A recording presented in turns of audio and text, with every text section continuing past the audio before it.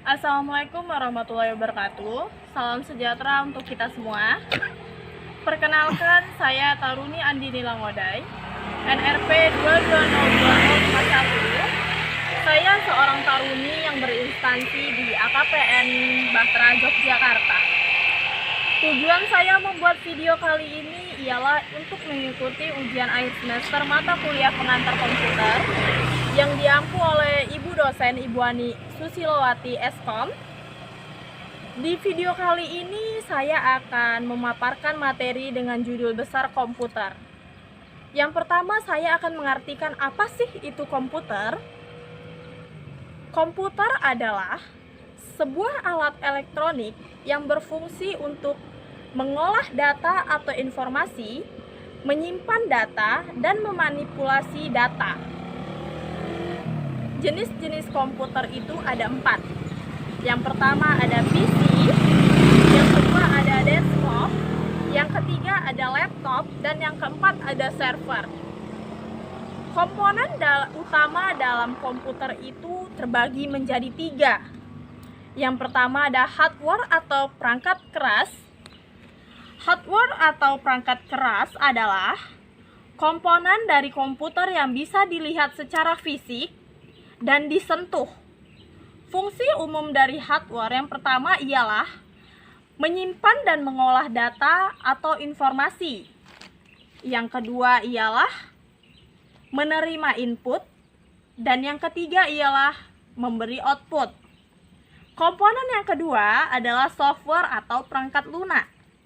Software atau perangkat lunak ialah komponen dari komputer yang tidak bisa dilihat secara fisik, namun komponen tersebut merupakan sebuah data elektronik yang bisa menjalankan komputer dengan baik.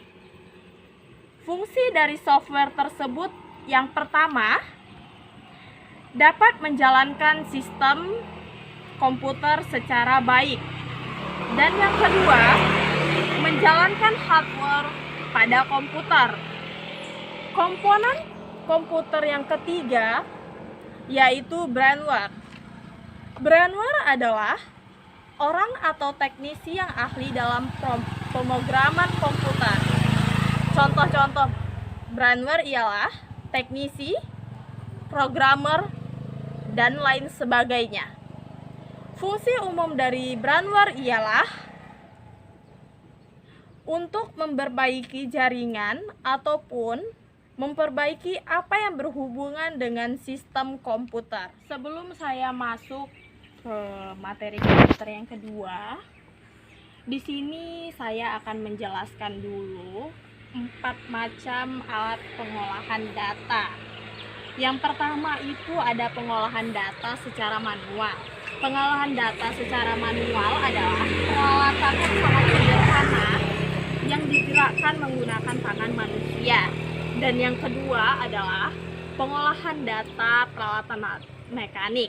Peralatan mekanik ini ialah pengolahan data yang digunakan menggunakan tangan manusia secara manual.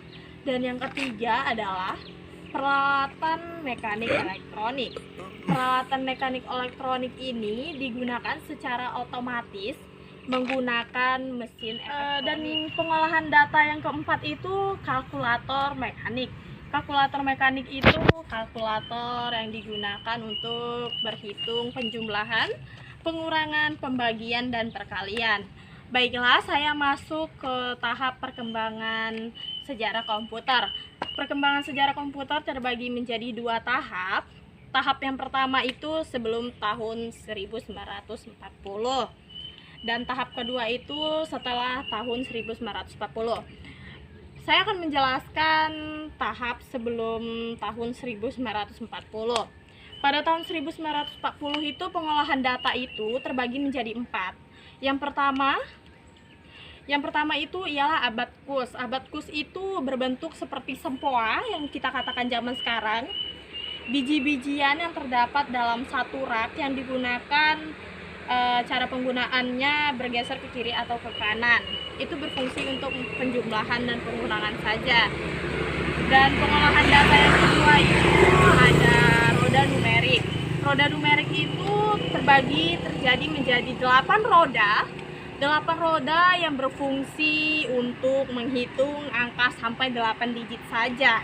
Dan yang ketiga itu ada roda numerik 2. Roda numerik 2 itu ditemukan pada tahun 1946. Dan yang keempat itu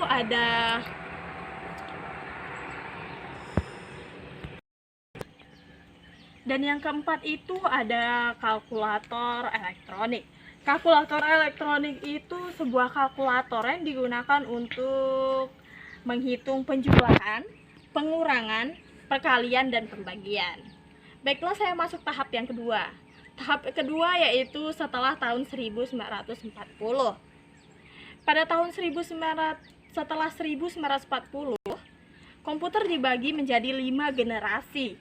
Generasi yang pertama itu terjadi pada tahun 1940 sampai dengan 1959. Pada generasi pertama ini, komputer itu pengolahan datanya menggunakan vakum tabung untuk mengolah data. Pada generasi kedua itu terjadi pada tahun 1959 sampai dengan 1964.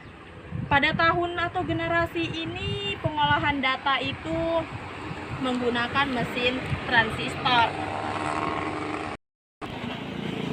Pada generasi ketiga itu terjadi pada tahun 1964 sampai dengan tahun 80-an. Pada generasi ketiga ini pengolahan data menggunakan sistem operasi ataupun operasi sistem. Pada generasi keempat terjadi pada tahun 80-an. Di situ pengolahan data lebih memperjelas elektronik itu menjadi sirkuit, memperkecil sirkuit ataupun memperkecil elektronik. Dan terjadilah pada generasi terakhir ataupun generasi sekarang sampai dengan masa depan, yaitu generasi komputer yang kelima. Generasi komputer yang kelima itu ialah pengolahan data ataupun memanipulasi data yang terjadi pada tahun sekarang ini ataupun sampai dengan masa depan yang berupa komputer, PC, server, ataupun desktop maupun laptop yang kita gunakan secara canggih pada sekarang ini. Baiklah, sampai di situ saja pemahaman saya mengenai komputer. Semoga dapat bermanfaat untuk kita semua. Gunakanlah ilmu pengetahuan teknologi dengan cermat dan sangat teliti guna menuju perkembangan iptek yang lebih canggih dan baik lagi. Terima kasih. Wassalamualaikum warahmatullahi wabarakatuh.